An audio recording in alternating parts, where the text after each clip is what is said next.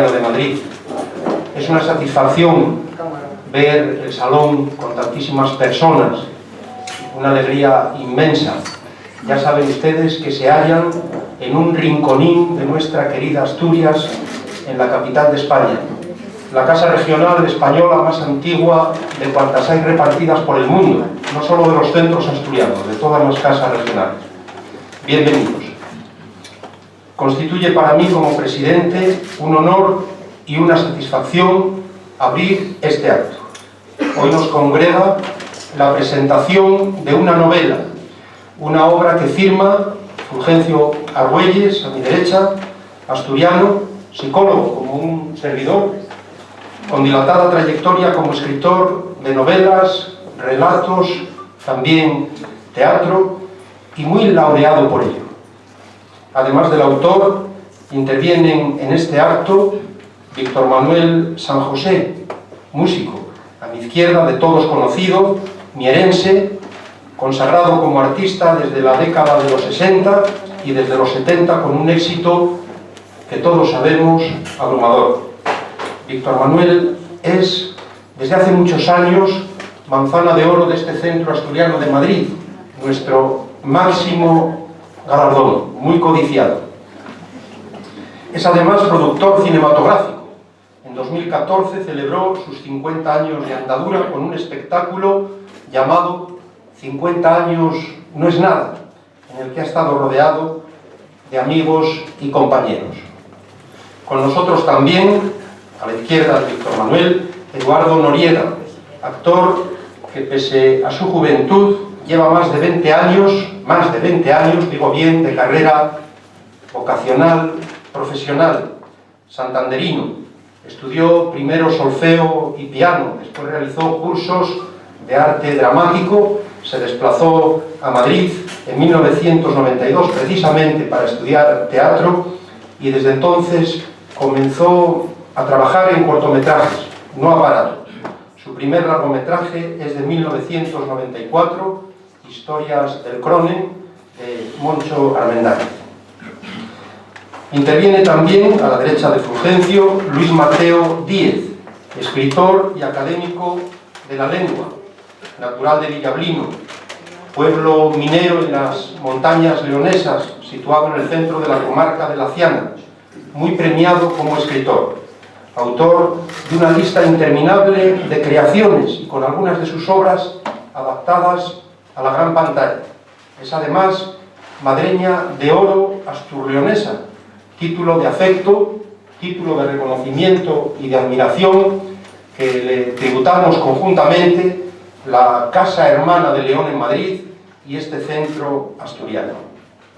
En cuanto a Sandra Hoyo, en el extremo de la derecha de la mesa, está al frente de la editorial Acantilado, fundada por su esposo Jaume Valcorba, fallecido en 2014, una editorial concebida como un espacio de reflexión transversal en el tiempo y en los géneros, con la intención de apostar fundamentalmente por la literatura.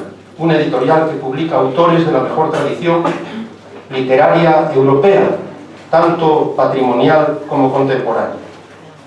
Según una crítica de Babelia, la novela que hoy se presenta, No encuentro mi cara en el espejo, es un canto a la amistad, un canto a las palabras y a la tolerancia.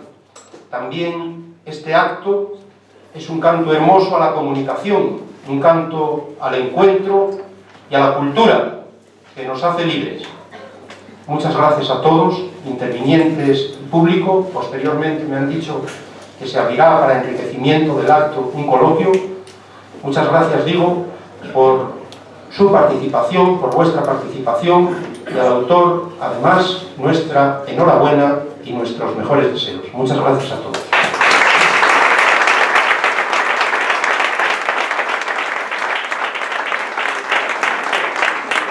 Gracias. Les voy a pedir, por favor, que apaguen o silencien los móviles y, con arreglo al protocolo establecido, en primer lugar intervendrá Eduardo Noriega.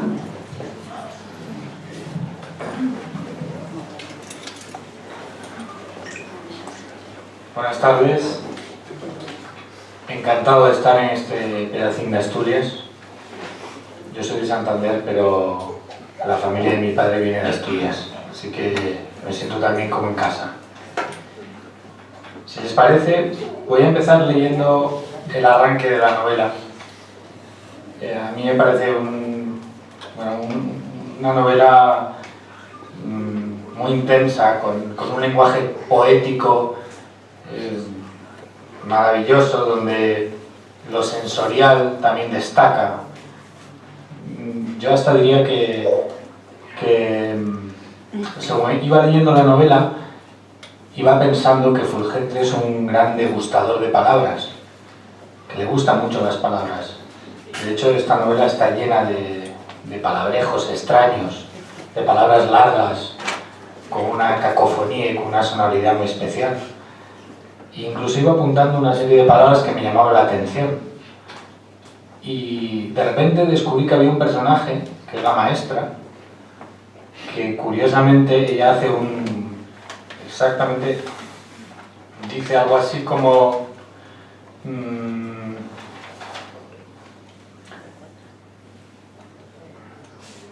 la maestra creía ciegamente en la pureza y la armonía de las palabras, y en la precisión y la energía de los epítetos. Se divertía inventando cacofonías y confundiendo a sus alumnas con rebuscados homónimos, y se mostraba visiblemente irritada ante la ofensa de los neologismos.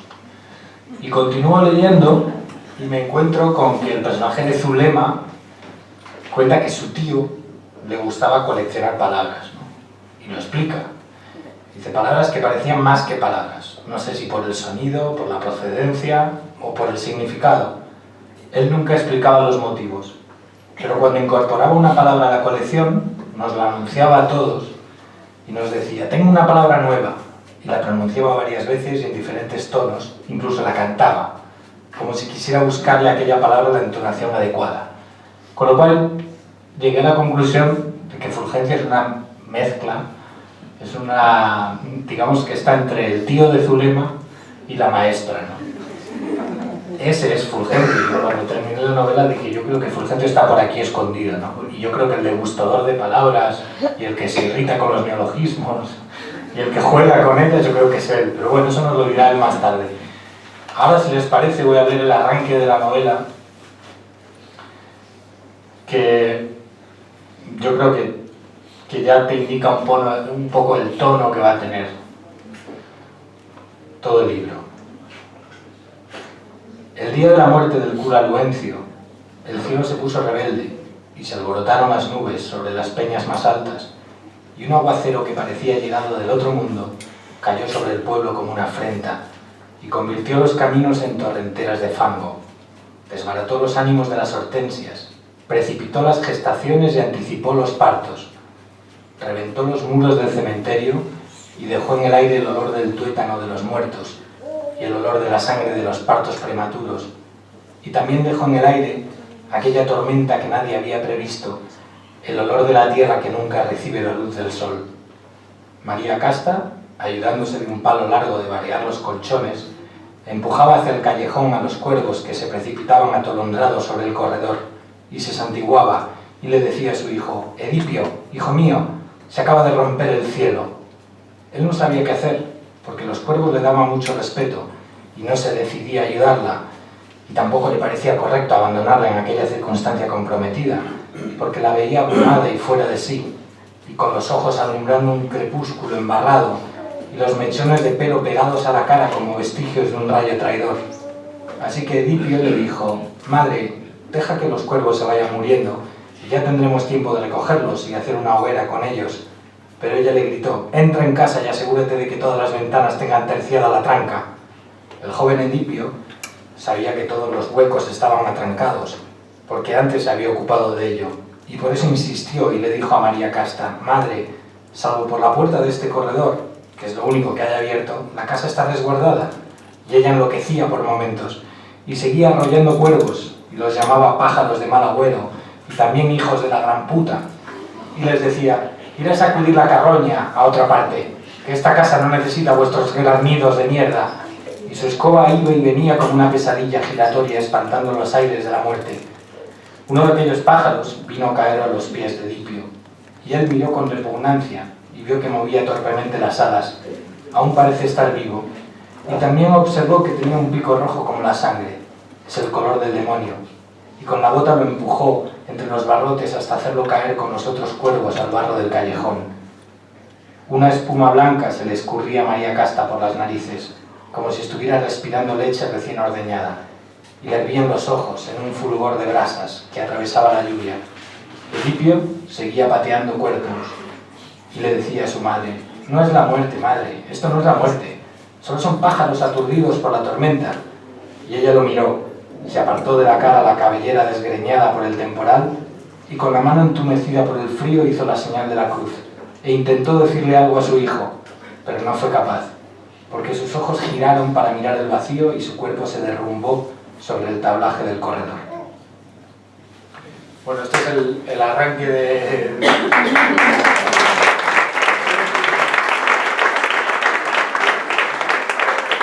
El arranque de esta novela es una novela interesantísima y con personajes profundos, reales, contradictorios. No hay ningún solo personaje que sea maniqueo, que sea de un solo color. Y aquí, curiosamente, precisamente presenta a dos de sus protagonistas, a María Casta y a Edipio, que también nos explicará estas reminiscencias de Sófocles, ¿no? De Yocasta y de Edipo Rey. Y ahora creo que va a hablar Fulgente, ¿no? ¿No? Víctor.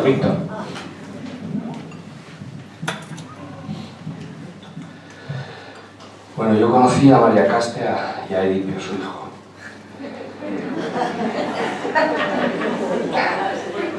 Bajábamos una tarde de verano del Collado, un prado maravilloso recostado en la ladera del Pico Seana, donde uno de los otros niños había cortado para bajarle a su madre lo que llamamos entonces pitas, un tallo que en flor se parece a los nardos, pero sin el olor dulzón de los nardos. Cuando llegamos a Ribono, casi anochecía, y un chaval se nos encaró. ¿Dónde cortasteis les pites? En el Collado. Sin mediar palabra, le arreó con una fesoria en la cabeza y brotó tanta sangre y tan violentamente que si nos hubieran dicho que se acababa el mundo no nos hubiera impresionado tanto.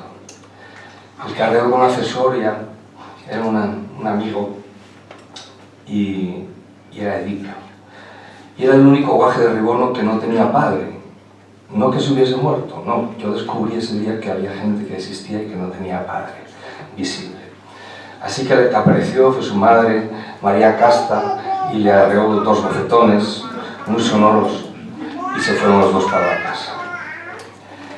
No encuentro mi cara en el espejo, todo importa, cómo no. La escritura, densa, impecable, exigente de Fulgencio, y los personajes de una pieza, María, Edipio, Zulema, el cura, el maestro, hasta el armario es de una pieza. Esta novela puedo leerla porque reconozco esa lluvia inacabable, esas nubes densas y el rebote de los truenos en los peñascos. A Fulgencio le importa tanto el fondo como la forma, como ya demostró en el Palacio Azul o a la sombra de los abedules. Y eso le agradecemos y admiramos en él, en estos tiempos urgentes que nos ha tocado vivir, donde la inmediatez lo arrasa todo. Que alguien con paciencia de orfebre pula su escritura hasta que nosotros, lectores, percibamos que en esas páginas ni sobra ni falta nada. Eso es, no encuentro mi cara en el espejo.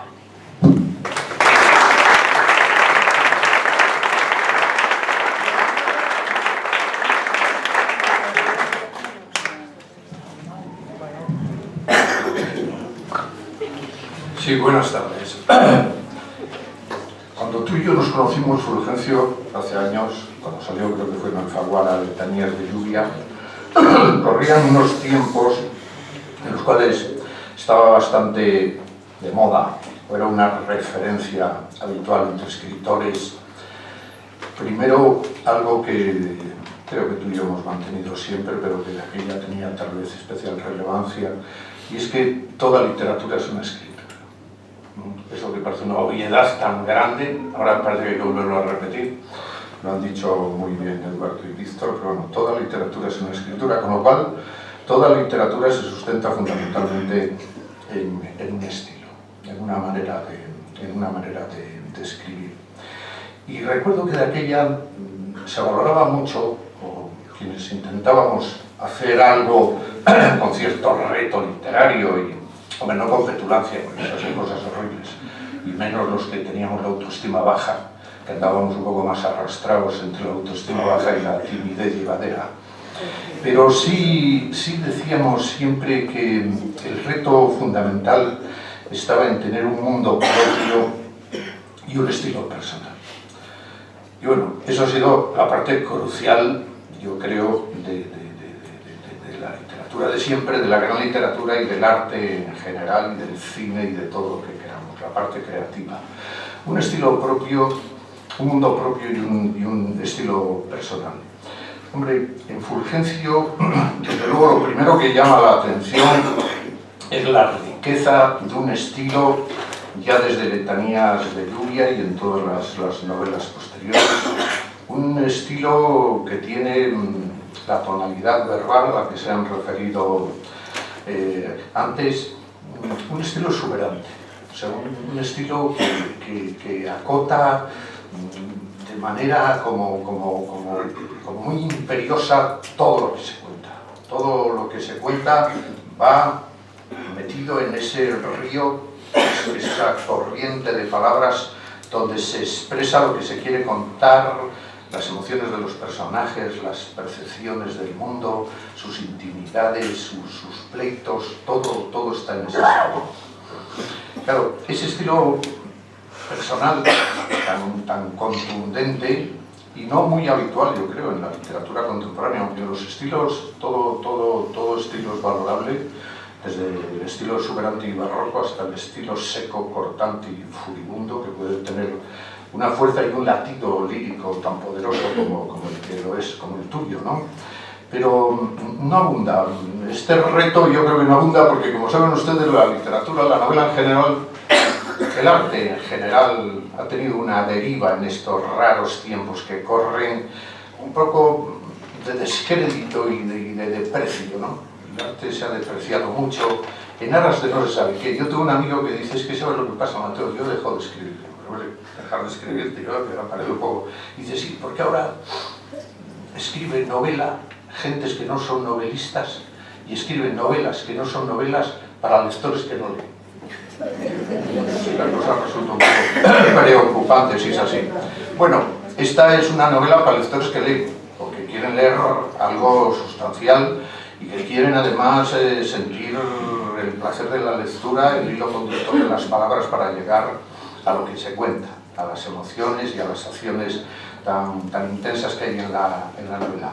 El mundo propio de Fulgencio, que se sostiene en este estilo y que tiene mucho que ver con él, no se podría expresar de otra manera, sería de otra manera, el suyo es así, pues es un mundo que tiene una determinación geográfica, asturiana, explícita, no costumbrista en absoluto, es además muy remiso en ese tipo de determinaciones excesivamente visibles, todo tiene una connotación muy metafórica.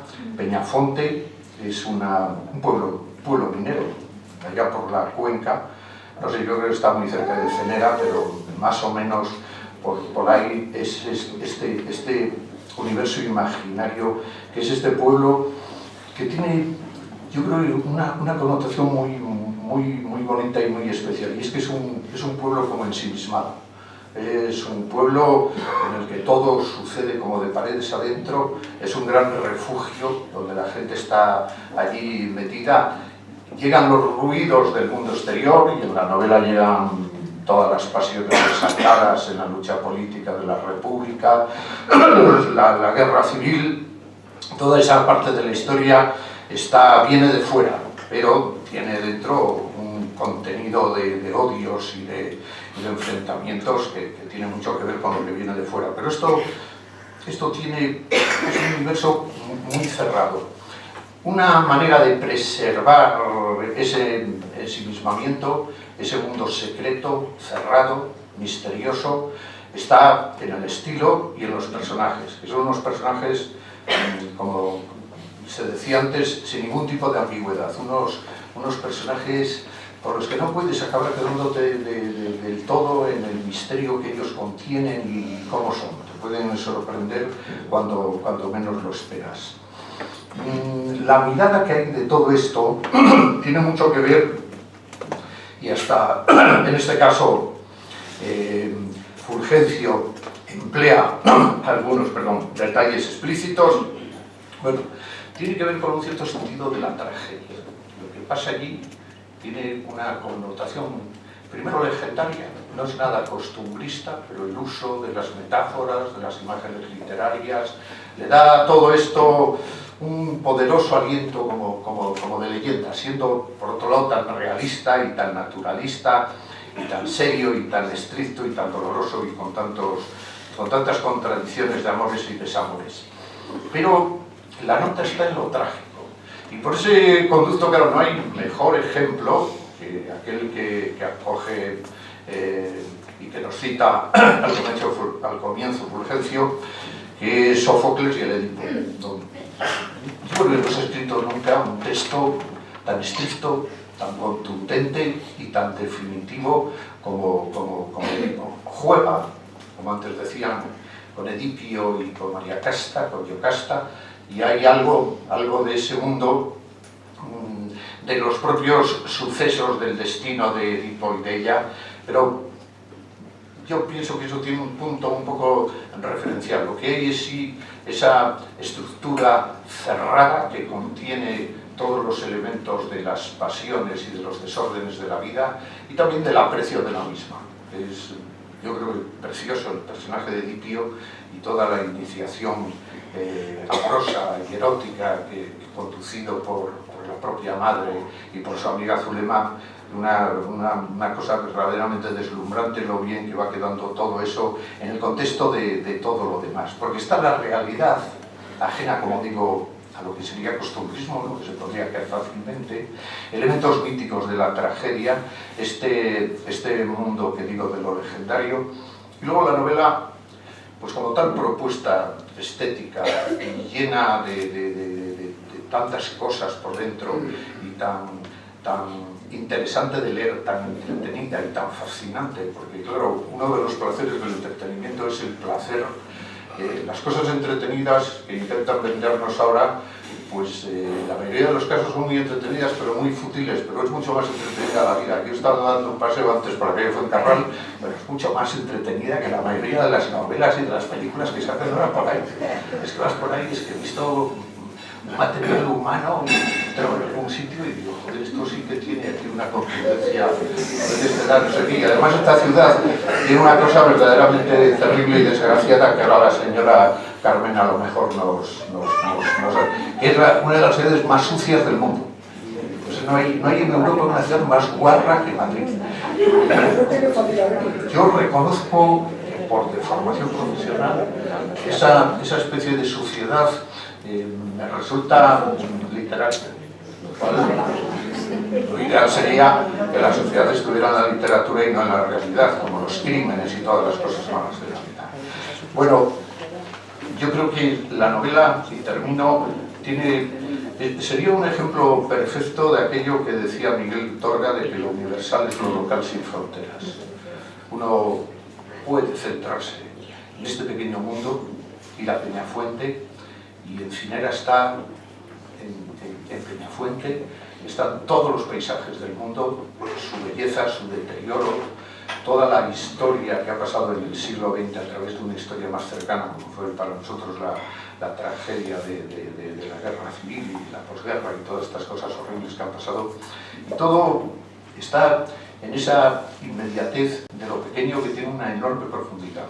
Bueno, esa es la sensibilidad que tiene Fulgencio como escritor para observar eso y para darle a eso toda la belleza y la grandeza de un estilo tan fascinante. O sea que muchas gracias por la novela y a la editora también.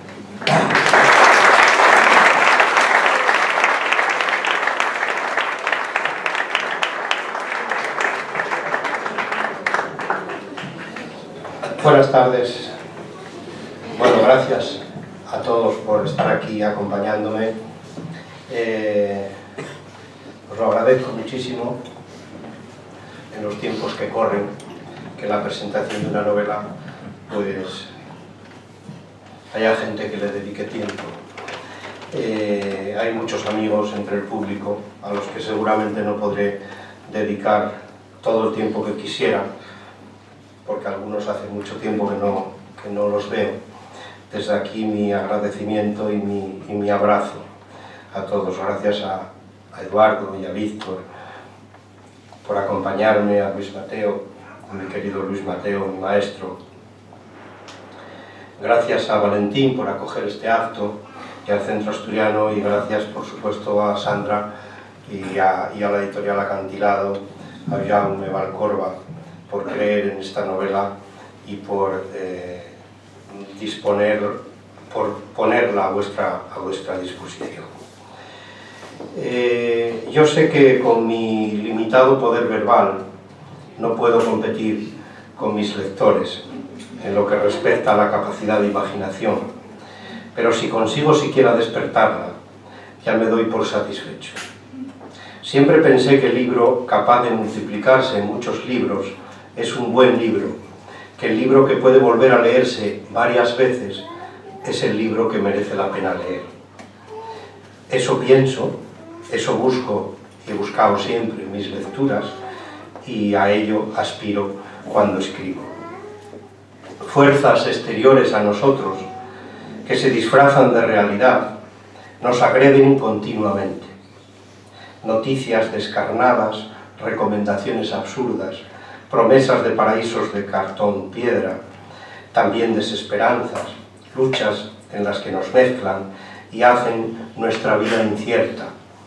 Y en medio de todas estas realidades útiles, nos encontramos con la novela inútil, porque la novela es inútil, como es inútil el arte, porque novela y arte se mantienen ajenos a cualquier finalidad utilitarista. El perverso mecanismo económico en el que estamos inmersos transforma a los hombres en mercancías, y en nombre de esa utilidad dominante se desprecian las disciplinas humanistas, las lenguas clásicas y hasta la propia lengua. Se arrincona la libre investigación, se mata la memoria, se combaten la fantasía y el arte con medidas administrativas, es decir, con medidas políticas, disfrazadas de utilidad, y así, tal como apuntaba el profesor Ordine en su manifiesto, La utilidad de lo inútil. En este reino del utilitarismo, un martillo vale más que una sinfonía, un cuchillo más que una poesía, una llave inglesa más que un cuadro. Ellos, los que sujetan y manejan los hilos, los que fabrican incluso los hilos, los que se vuelven tan invisibles como los propios hilos, se encargan, sutil pero insistentemente, de que cada vez resulte más difícil entender para qué pueden servir la música, la literatura, el teatro, el cine, el arte. Y en medio de esta realidad, de esta evidencia, aparece una nueva novela, esta que presentamos hoy, el resultado de un acto creativo que se ha prolongado durante varios años. Y no viene esta novela a modificar pretenciosamente nada, no viene a contestar nada, a luchar contra nada, viene a estar con quienes se acerquen a ella. Y si los lectores de esta novela, cuando concluyan provisionalmente su lectura, nunca existe la lectura definitiva, entienden un poco mejor la utilidad de la literatura, entonces este autor se dará por satisfecho. A través de la imaginación también podemos acercarnos a la realidad, abrir sus vísceras y oler y saborear sus entrañas, su naturaleza íntima. En esta novela he intentado, siempre lo intento, que mis personajes actúen de manera consecuente con su personalidad, y para ello los he conocido primero, antes de ponerlos a actuar. Los he observado, les he preguntado, los he intentado comprender. Lo hice con todos, sin excepción, hasta con aquellos que se asoman tímidamente a la historia en un instante fugaz. Y como en cada ser humano habita la contradicción, he creado intencionadamente personajes muy agradables en el trato, muy atractivos en el comportamiento y no tanto rechazables incluso en el pensamiento. Y he creado personajes cercanos, justos, solidarios en el pensamiento y sin embargo detestables en sus comportamientos, porque quise invitar a una humilde reflexión sobre la intransigencia, sobre el fanatismo, sobre todo aquello que nos separa y que nos enfrenta, sobre lo mucho que nos iguala y que sin embargo negamos insistentemente. Esta novela es un canto y un homenaje al poder de la conversación. Apenas ya se practica en este mundo frenético y utilitarista del que hablaba antes. No se enseña en las escuelas a conversar, sino a competir, a aplastar al otro, a reducirlo a la nada a base de gritos. Ni siquiera se hace en las universidades. La palabra ya no es fuerte por su contenido, por su significado, por su historia, sino por el tono o la intensidad con la que es pronunciada, y así se nos muestra también cada día en los medios de comunicación. Nuestra sociedad ha renunciado a la conversación, es decir, a escuchar con respeto, a entender, a argumentar, a ponerse en el lugar del otro y, si es necesario, a cambiar. Pero cambiar de opinión está muy mal visto. Se rechaza el cambio de opinión y al hacerlo se avanza hacia la intransigencia. Cambiar de opinión por aceptar como más argumentada y razonable la opinión del otro. Eso, si se hace eso, es morir. El otro es el contrario y nunca le daré la razón aunque la tenga. Conversar de esta manera, por tanto, no es más que una apariencia, una teatralización, pero una verdadera y sincera conversación puede incluso evitar una guerra. Este convencimiento es el cimiento de esta novela, en la que dos personajes completamente distintos en sus ideales y en sus planteamientos de vida pueden llegar conversando a entenderse y a ser necesarios para los demás. Luego está el amor en todas sus manifestaciones, que es siempre pues, lo que nos redime, lo que nos salva, ¿no? Cuando pensaba en esta novela tuve una especie de visión. Vi al Edipo de Sófocles llegando aturdido en busca de preguntas hasta la encrucijada de los caminos cercanos a Tebas, y allí lo comprendí y lo compadecí, vapuleado él por los dioses del azar.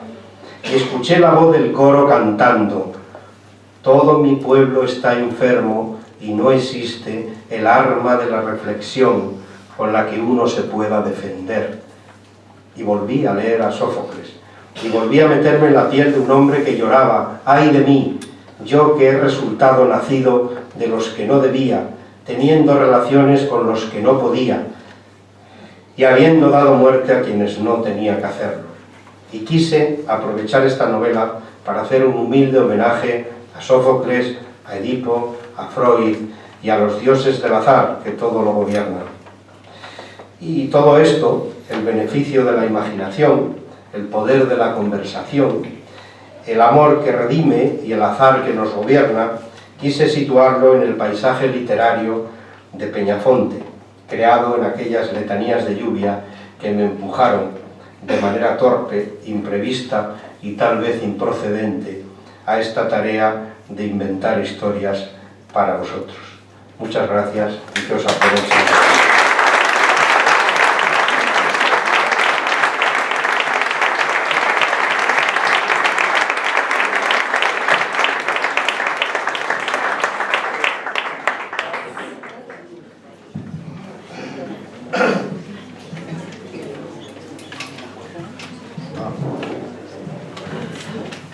Muy bien, pues a riesgo de ser un poco repetitiva, ustedes me permitirán que agradezca, por supuesto, a este Hogar de Asturias que haya acogido la presentación del libro, a su presidente, como no, y al resto de participantes que hayan querido acompañar a esta novela.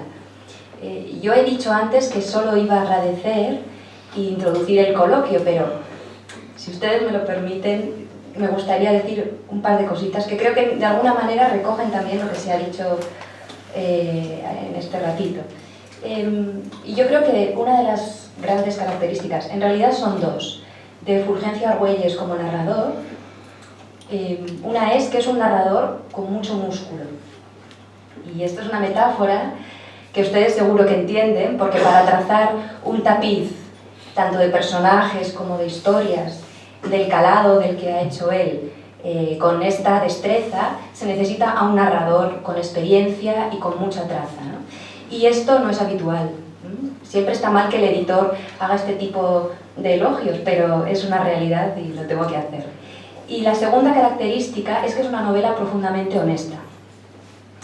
Honesta además porque va más allá, ¿eh? La honestidad no me refiero al argumento, me refiero a la manera de enfocarlo y me refiero a la manera de conducirlo y sobre todo al hecho de que toca una realidad que nos atañe y nos participa a todos más allá del momento y del contexto.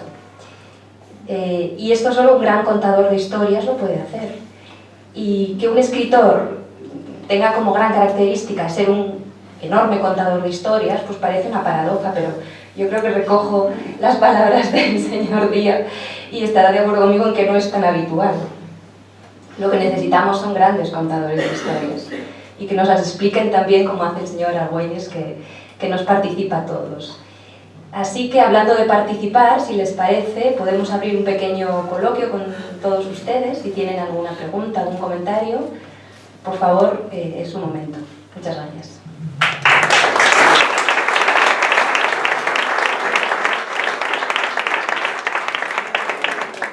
Perdón, he olvidado un dato. No se vayan porque compartiremos un vino y algo de picar después del coloquio. Disculpen.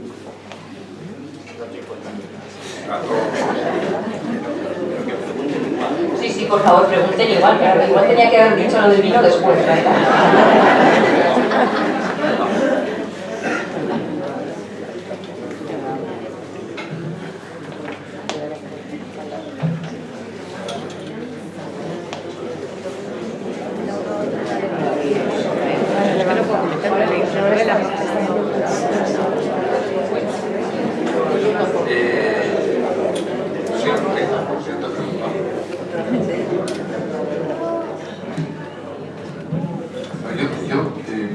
Fulgencio, vuelves, es verdad, al mundo de Letanías de Lluvia. ¿Va a seguir ese mundo? Peñafonte es tu territorio donde hay muchas más cosas que contar, ¿eh? Bueno, cuando uno, y tú lo sabes muy bien, con el territorio maravilloso que tú creaste, del reino de Felama, cuando uno crea un paisaje literario, que siempre es por esa necesidad que tenemos los escritores de volver a la memoria, ¿no? y de transformar la memoria también en una especie de territorio donde nos movamos nosotros a gusto, ¿no? Cuando uno crea ese territorio y crea esos personajes y esa atmósfera, pues surgen infinidad de historias, ¿no? Surgen infinidad de historias y hay muchos personajes que tienes que dejar ahí con sus historias a cuestas aparcados porque no puedes contarlo todo de todos, ¿no? Entonces sí que es fácil, relativamente fácil, volver a ese mundo, recuperar personajes, crear personajes nuevos, darles protagonismo a personajes que fueron secundarios. Entonces, por supuesto que no descarto volver a ese territorio porque está ahí y va a estar ahí siempre, ¿no? Va a estar ahí siempre. Pues agradeceremos seguir leyendo historias de ese tipo.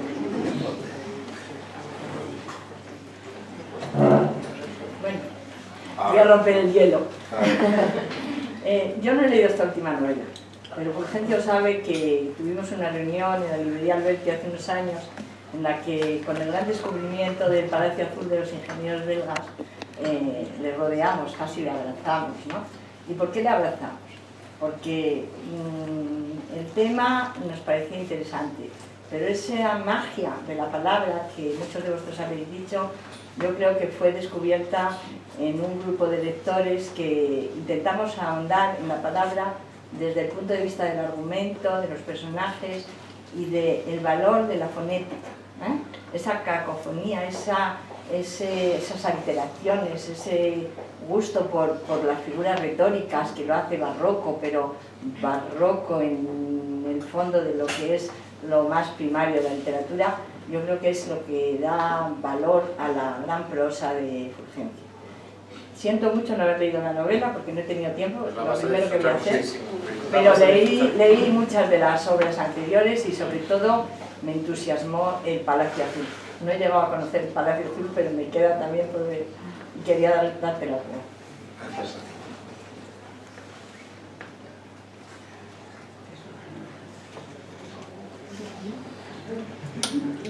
Pues nada, seguimos charlando. Gracias.